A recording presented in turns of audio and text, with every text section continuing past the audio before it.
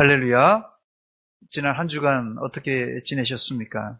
제가 지난 주간에 주일날 여러분들에게 큰 도전을 하나 드렸습니다. 올해 목표를 하나 제시했는데 내 인생의 가장 큰 영적 부흥기를 체험하는 해가 되자.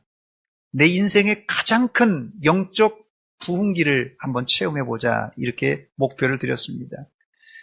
최고 영적 부흥기는 다른 것이 아니라 하나님과 내가 가장 뜨거운 관계, 성령 충만한 상태를 의미합니다. 그러나 목표를 아무리 잘 세워도 실천하지 않으면 작심삼일이 되고 맙니다. 그러므로 목표가 설정된 분들은 바로 어떻게라는 계획을 세우셔야 됩니다. 교회사적으로 개인과 교회의 영적 부흥기는 세 가지 기본 요소가 꼭 따라왔는데, 첫째는 하나님 말씀에 대한 갈망과 말씀에 대한 절대 순종이 있었습니다. 두 번째로는 말씀의 갈망과 순종은 기도로 이어지는데 그 기도는 죄에 대한 철저한 회개였습니다. 세 번째, 그 회개의 기도는 결국 개인의 삶을 바꾸어 놓는 이 윤리 도덕적인 변화로 이어졌습니다. 이 삼박자가 이루어질 때 지금도 우리는 영적 부흥을 이룰 줄 믿습니다. 2022년 우리 교회 표인 일어나 베델로 올라가자는 말은 여러 가지 표현할 수 있지만 하나님 말씀을 듣고 그 말씀에 반응하여 회개하여 거시적으로는 내 삶의 방향이 전환이 이루어져야 하고, 미시적으로는 죄가 하나하나씩 가지치기 해서 회개해야 됩니다. 예수 믿는 사람들이 하나님의 말씀을 듣고 잘못된 것을 회개하고 잘라내는 일은 제가 생각할 때는 비교적 잘하는 편입니다. 그러나 이런 단발적인 회개로는 우리 인생의 최고의 영적 부흥을 체험하기가 쉽지가 않습니다. 그래서 오늘 저는 여러분들과 함께 일어나 베델로 올라가자라는 의미 중에 가장 핵심적인 요소인 우리 인생의 거시적인 이 방향 전환을 이루자라는 말씀을 준비했습니다. 첫 번째, 야곱에게 있어서 베델로 올라간다는 의미는 자신의 기득권을 포기한다는 의미입니다. 하나님이 야곱의 위기 가운데 나타나셔서 일어나 베델로 올라가라 명령하셨는데, 이 말을 듣고 야곱이 첫 번째 느끼는 그 반응이나 첫 번째 느끼는 감정이 어땠을까요? 베델로 올라가라는 말을 듣고 야곱의 마음속에는 뭐가 제일 먼저 떠올랐을까요? 요즘은 이 이삿짐 센터에 전화만 해도 이사가 간단하게 해결되지만 고대 사회에 이사한다는 것은 큰 문제였습니다. 그 이유 중에 하나가 고향이나 살던 곳을 떠난다는 뜻은 자신의 기득권을 포기한다는 뜻이기 때문에 그렇습니다. 예를 들면 야곱은 세겜에 와서 10여 년 동안 살면서 세겜 사람으로부터 베크시다의 땅을 사서 그 땅에 정착했습니다. 창세기 33장 18절과 19절에 나온 내용인데요. 야곱이 밧단 아람에서부터 평안히 가나안 땅 세겜 성읍에 이르러 그 성읍 앞에 장막을 치고 어떤 일을 했습니까? 그가 장막을 친 밭을 세겜의 아버지 하몰의 아들들의 손에서 베크시타에 샀으며 땅을 샀다고 말합니다. 아직까지 이 크시타라는 화폐가 정확하게 어느 정도의 단위인지는 알려진 바가 없지만 이 베크시타의 땅을 산 것을 보면 이 크시타라는 화폐 단위가 상당히 고액권인 것을 알 수 있습니다. 일반적으로 고대 사회에서는 금화보다는 은화가 주로 상용되었고, 그것이 안 될 경우에는 이 고대 사회에 뭐를 어떻게 하죠? 물물 교환을 이렇게 이루어서 교육을 했습니다. 그래서 우리는 이 한 크시타를 한 은화 정도 혹은 10은화 정도로 생각할 수 있고, 아니면 양 한 마리나 혹은 양 10마리 가격 정도로 매길 수 있을 것입니다. 양 한 마리 혹은 양 10마리의 한 크시타면 요즘 이 흑염소 가격이 한 70만 원, 80만 원 정도 한다고 합니다. 한 크시타가 한 마리라고 하면 70만 원, 80만 원일 것이고, 한 크시타가 10마리라고 한다면 700만 원, 800만 원 정도 할 것입니다. 즉, 이 한 크시타가 양 한 마리 가격이라면 야곱이 요즘 시세로 세겜 땅을 7천에서 8천 정도 산 것이고, 한 크시타가 양 10마리 정도의 가격이 나간다면 요즘 시세로 하자면 7억이나 8억 정도의 세겜 땅을 산 것입니다. 집을 짓고 야곱의 식솔들이 함께 살려면 최소한은 요즘 시가로 7억이나 8억 정도의 값을 지불하지 않았을까 추측해 봅니다. 어쨌든 야곱이 정착하려고 세겜 땅을 샀는데 베델로 올라가라는 명령은 그 땅을 포기하라, 이 말씀입니다. 오늘이 2022년 두 번째 주일입니다. 여러분들은 지난 한 주간 영적 부흥을 위해서, 내 영적 부흥을 위해서 내가 가진 기득권 중에 무엇을 포기하셨습니까? 나는 2022년 올 한 해 영적 부흥을 이루기 위해서 새벽에 단잠을 포기하고 기도하러 나왔습니다. 그거 아주 잘한 일입니다. 그게 아니라면 나는 저녁에 직장 갔다 와서도 일을 다 끝나고 나서도 내 취미 생활을 줄이고 성경을 읽었습니다. 그것도 잘한 것입니다. 영적 부흥은 하나님이 약속하셨지만 입만 벌리고 가만히 누워 있는다고 영적 부흥이 일어나는 것이 아닙니다. 여러분들이 이제까지 누렸던 기득권 중에 한 가지라도 포기하고 말씀과 기도에 전념하시기 바랍니다. 지금도 하나님은 여러분들에게 영적 부흥, 성령 충만을 부어주실 줄 믿습니다. 여러분, 우리가 구원받은 것은 대가를 치르지 않고 예수님께서 십자가에서 우리 죄를 대신 지시고 죽으심으로 우리가 공짜로 받았습니다. 그러나 신앙은 반드시 대가를 치러야 됩니다. 신앙은 반드시 대가를 치러야 됩니다. 이것을 구분하지 못하는 사람들이 많아요. 교회 안에서도. 구원은 하나님의 은혜, 거저 주시는 선물이지만 신앙생활은 반드시 대가를 치러야 됩니다. 여러분들은 영적 부흥을 위해서 내 기득권을 한 가지라도 포기해 보시기 바랍니다. 제가 다음 주에 한 번 더 묻겠습니다. 이것이 중요한 이유는 야곱이 만약에 세겜 땅이 아깝다고, 내가 큰 돈을 주고 산 것인데 이 세겜 땅이 아깝다고 끝까지 세겜 땅을 붙들고 있었다면 그는 땅과 함께 세겜 사람들에게 맞아 죽었을 것이에요. 두 번째, 베델로 올라가라는 명령은 우리 인생의 방향을 바꾸라는 말씀입니다. 신앙생활은 내가 기도할까 말까, 말씀을 읽을까 말까, 헌금할까 말까, 이런 선택이 아니라 현재 내 신앙의 주도권이 하나님의 통치권 아래 있는가, 아니면 내 신앙의 주도권을 내가 잡고 있느냐의 싸움이에요. 예를 들면 말씀을 읽고 기도하는 일조차 내가 주도권을 가지고 있는 사람은 내가 말씀 읽기를 좋아하면 읽고 내가 하기 싫으면 그만이에요. 아무도 내가 신앙생활하는데 타치하지 않아요. 그러나 하나님이 내 신앙의 주도권을 가지고 있는 사람은 하나님이 하라는 대로, 심지어는 내가 하기 싫어도 순종하는 사람입니다. 이때 신앙이 성장하고 성령 충만을 우리가 유지할 수가 있습니다. 제가 지금 무슨 말씀을 드리는지 이해하시겠습니까? 이 말이 이해가 되었다면 내 신앙이 현재 어떤 상태인가를 여러분 판단해 보시기 바랍니다.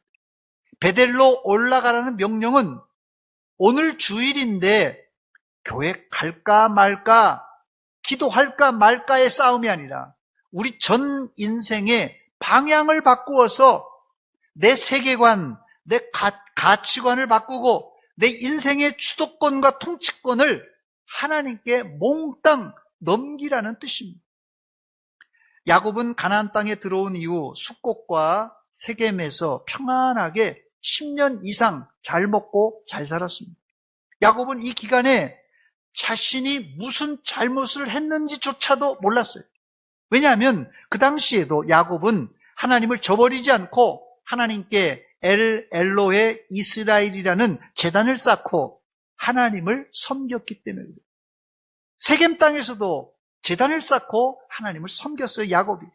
여러분, 여기에 속으면 안 됩니다. 여기에 속으면 안 됩니다.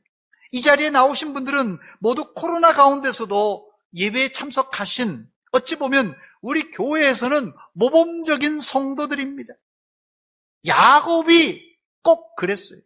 그러나 우리가 종교 생활을 하고 우리 인생에 큰 문제가 없다고 내 신앙이 좋다 이렇게 생각해서는 안 됩니다. 야곱은 스스로 자신이 괜찮은 사람이라고 믿고 있었습니다. 그러나 생각지도 않은 부분에서 문제가 불거 터졌습니다. 다시 말씀드립니다. 내가 지금 아무 일도 없고 이만하면 신앙생활도 잘하고 있다고 생각하고 내 신앙이 하나님도 하나님 보시기에도 칭찬하시겠다고 생각하면 오산이라는 말씀이에요. 그러므로 항상 신앙의 잣대는 내 기준이 아니라 하나님의 판단을 우리가 생각해야 됩니다. 야곱의 실수가 무엇입니까? 현실에 안주하다가 30년 전 하나님께 서원한 것을 까맣게 잊고 먹고 사는 데만 급급했던 것입니다. 바리새인들의 실수가 무엇입니까? 그들은 자신들의 규율을 정해놓고 거기에 맞추어서 경건하게 신앙생활했습니다. 그런데 예수님이 그들을 향하여 독사의 자식들이라고 호통을 치셨습니다. 바리새인들은 그들 나름대로 일주일에 2번 금식했죠. 정해진 시간마다 하루에 3번씩 기도했죠. 구제했죠. 말씀대로 살려고 얼마나 노력했는지 모릅니다. 그런데 결과는 예수님께 책망을 받았어요. 이 땅에서는 내 신앙이 제대로가 잘 되고 있는지 나도 모를 수 있습니다. 바리새인들도 자신이 잘 가고 있다고 생각했어요. 그래서 올 우리 교회 표 일어나 베델로 올라가자라는 말씀은 단순히 우리가 잘못한 죄 1개, 2개 회개하자는 차원이 아니라 우리 삶의 전 방향을 바꾸라는 주문입니다. 자, 그렇다면 우리 중에 누가 삶의 방향을 바꿔야 됩니까? 다들 이 자리에 계신 분들은 나는 아니지요, 목사님. 나는 아니지요. 이렇게 하실 텐데 신앙의 방향을 바꿔야 될 분들의 명단을 제가 불러드리겠습니다. 여기에 해당되는 분들은 심각하게 생각하고 신앙의 방향을 바꾸시기 바랍니다. 제1순위, 신앙의 방향을 바꿔야 될 제1순위, 야곱처럼 10년 정도 별 어려움 없이 잘 지낸 분, 바로 이분이 신앙의 방향을 바꿔야 될 1순위입니다. 제2순위, 야곱처럼 10년 안에 땅을 샀든지 집을 짓고 샀든지 잘 살고 계신 분이 2순위에 해당됩니다. 제3순위, 야곱처럼 자녀나 본인에게 어려운 일이 불어닥친 성도님입니다. 제4순위, 야곱처럼 과거에 했던 서원을 지키지 못한 성도님들이 여기에 해당됩니다. 여러분들은 1순위입니까? 2순위입니까? 3순위입니까? 4순위에 해당됩니까?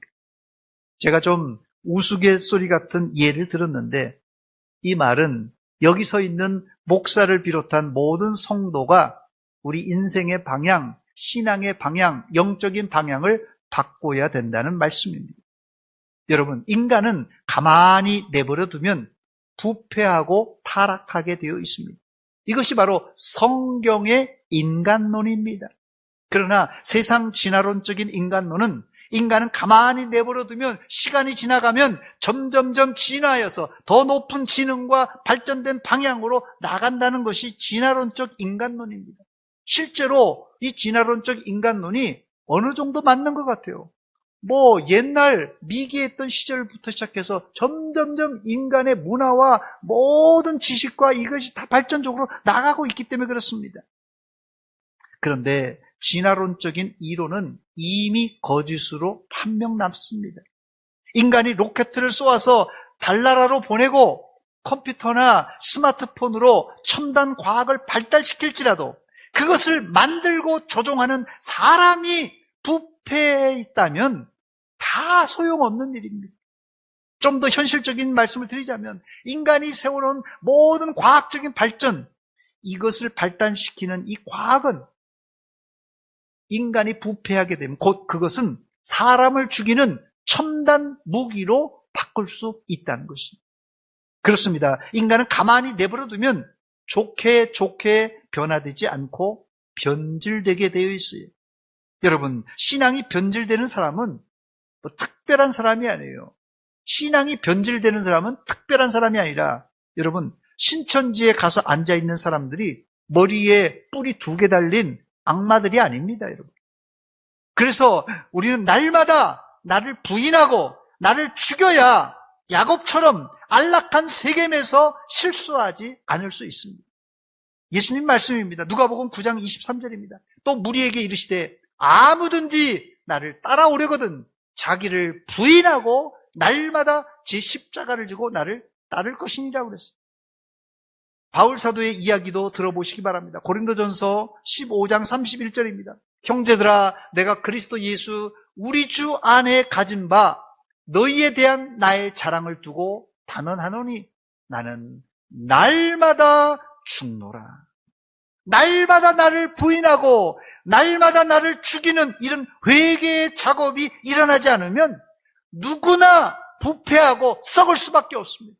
여기 있는 목사도 마찬가지예요. 날마다 나를 부인하고 날마다 내 죄를 회개하지 않으면 목사도 장로도 권사도 집사도 어떤 직분자도 다 썩고 부패하게 되어 있습니다.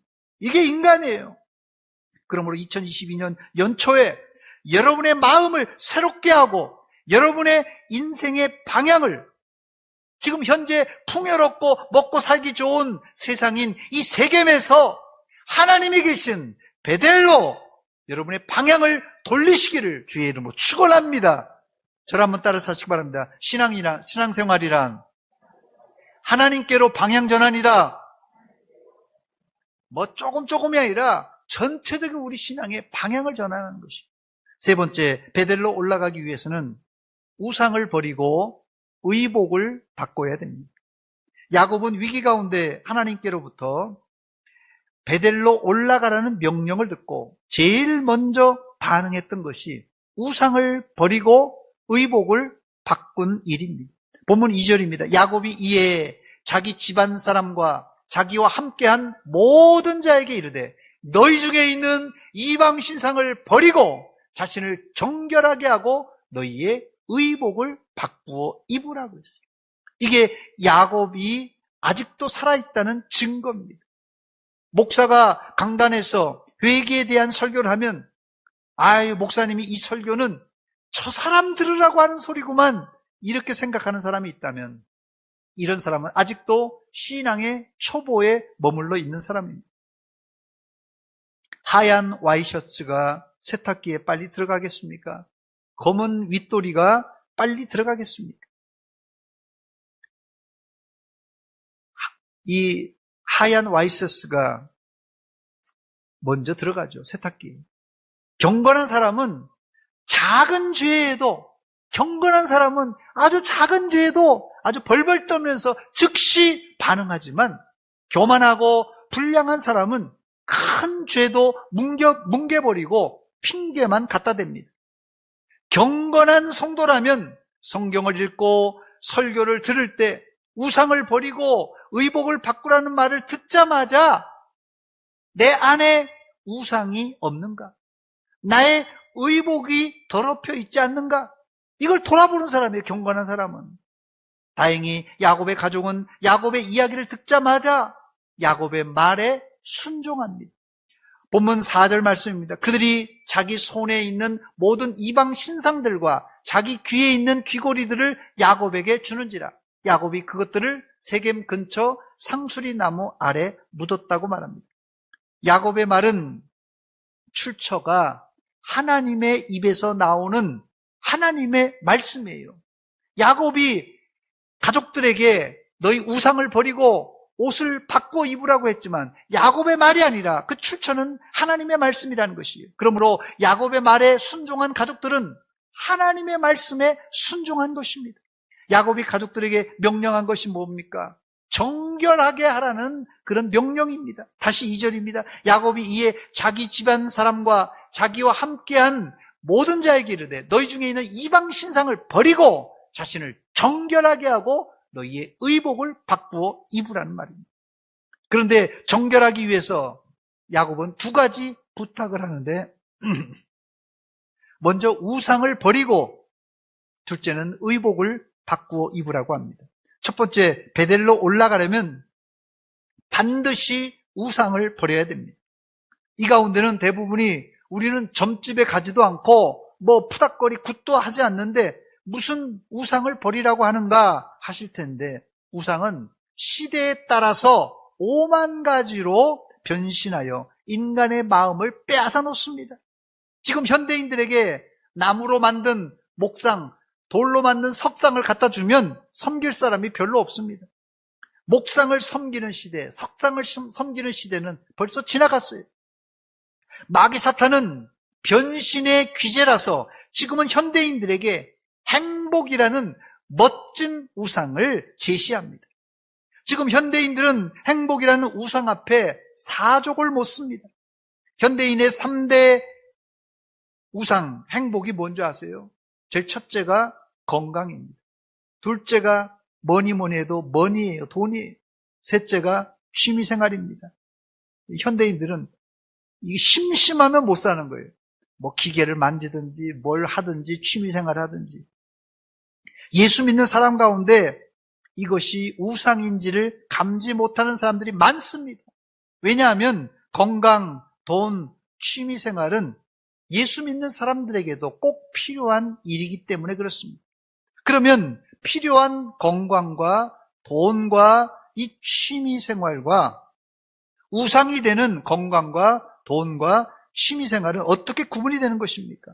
건강, 돈, 취미가 우상이 안 되려면 누가 주인인지를 확인해 보면 간단히 알 수 있습니다. 건강, 돈, 취미가 내 인생의 도구인가 아니면 목적인가?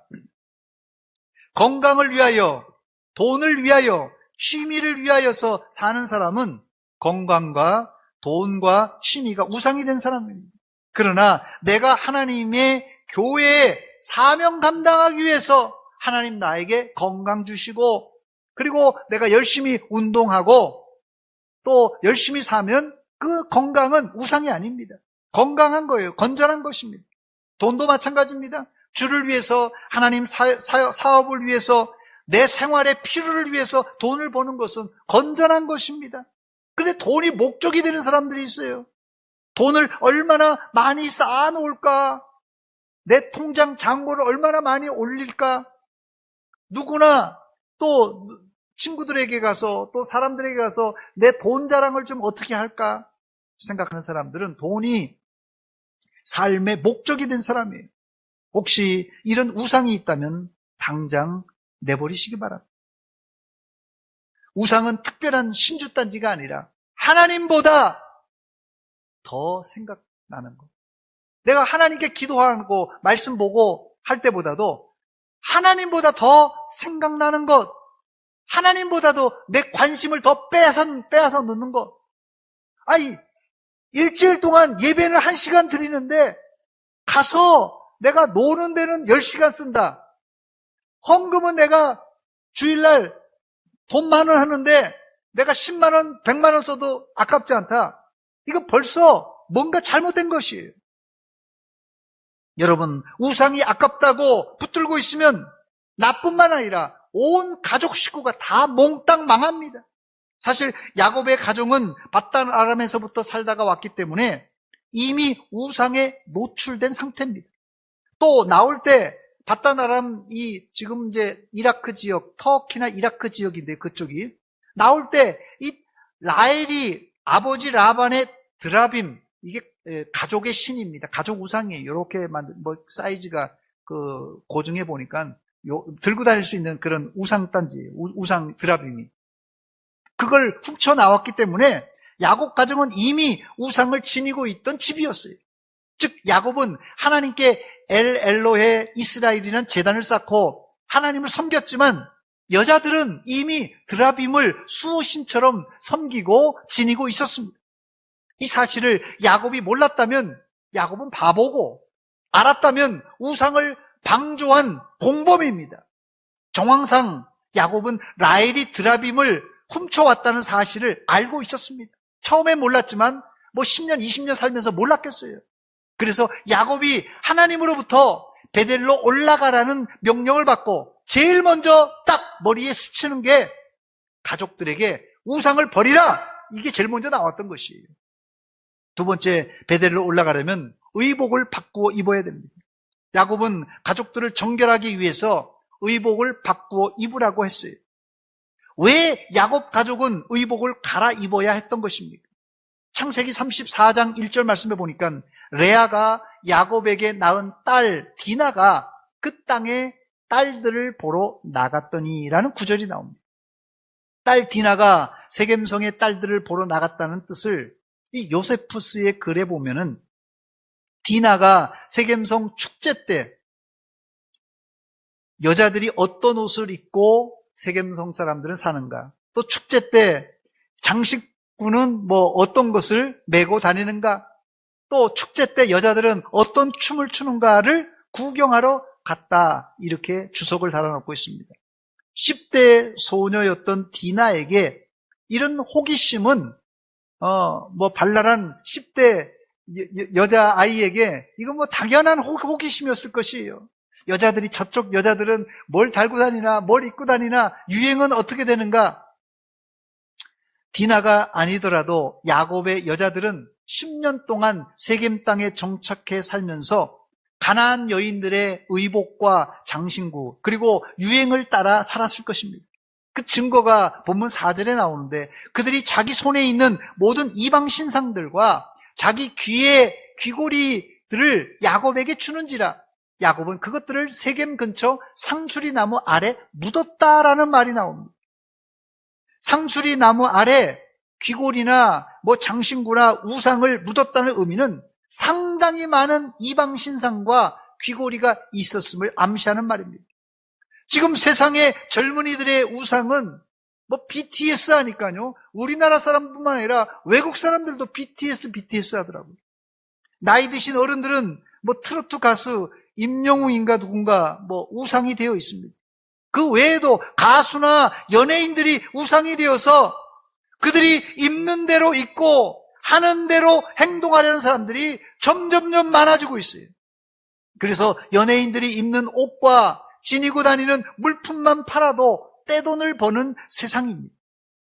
10년 이상 세겜에 살면서 가나안에서 유행하는 옷을 입고 장신구를 착용하면서 야곱 식구들은 서서히 가나안 사람같이 되어 갔던 것입니다. 더 심각한 것은 그들이 하나님도 섬겼지만 가나안 땅의 우상도 함께 섬기게 된 것입니다. 이런 우상과 장신구, 그리고 가나안 여인들이 입던 옷을 입고는 베델로 올라갈 수 없습니다. 베델로 올라가도 소용이 없어요. 그래서 야곱은 베델로 올라가기 전에 이런 우상을 제거하고 의복을 바꾸라고 했던 것입니다. 성도는 먹고 사는 게 목적이 아니라 하나님과 동행하는 성령 충만한 삶과 정결한 삶, 거룩이 목표가 되어야 됩니다. 이것이 우리의 생명줄과 같은 것이에요. 우리가 성령 충만하고 거룩한 삶을 산다면 이 세상에서 좋다고 하는 우상단지, 유행하는 액세서리, 유행하는 옷들, 이런 게 다 시시하게 보입니다. 여러분은 세상에 유행하는 것에 한눈 팔지 말고 베델 하나님을 바라보시고 천국에 여러분의 시선을 고정시키시기 바랍니다. 이제 말씀을 정리합니다. 오늘 우리는 야곱 신앙의 방향 전환에 대하여 살펴보았습니다. 일어나 베델로 올라가자. 이 베델로 올라가는 길은 야곱 가족에게 한두 가지 죄를 회개하는 정도가 아니라 인생의 삶의 방향을 세상에서 하나님께로 돌리는 일생일대의 방향 전환이라는 의미입니다. 이 일을 위해서 제가 두 가지 말씀드렸어요. 여러분, 기득권을 포기하시기 바랍니다. 손해보시더라도 여러분의 기득권을 포기하시기 바랍니다. 두 번째는 내가 좋아하는 우상을 버리고 의복을 바꾸어 입는 거룩을 회복하시기 바랍니다. 혹시 여러분 몸과 마음에 세상 사람들이 따르는 풍습이나 취미, 액세서리가 있다면 영적 방향 전환에 불필요한 것이라고 판단된다면 이런 거 다 아깝더라도 다 내던져 버리시기 바랍니다. 이런 신앙의 방향 전환, 이걸 회개라고 그러는데요. 이런 방향 전환인 회개는 여러분 개인과 우리 대전 서문교회 큰 부흥을 일으킬 동력이 될 줄 믿습니다. 기도하겠습니다. 하나님 우리 아버지, 은혜와 사랑 감사드립니다. 일어나 베델로 올라가기 위해서 야곱은 자기가 산 땅, 이 기득권을 던져버리고 또한 액세서리와 장신구와 우상단지를 던져버리고 하나님께 올라갔습니다. 하나님, 우리가 살 길이 야곱이 했던 그 일입니다. 이제까지 우리가 누리는 풍족함과 기득권을 지키고 이것을 우리가 감싸고 있었습니다. 하나님, 신앙생활하는 데 지장이 되는 모든 이 방해물들을 끊어버리고 잘라버리고 던져버리고 이제 하나님 계신 베델로 올라가 하나님을 생생하게 만나는 영적 부흥, 신앙의 부흥을 체험케 하여 주시옵소서. 예수님의 이름으로 기도하옵나이다. 아멘.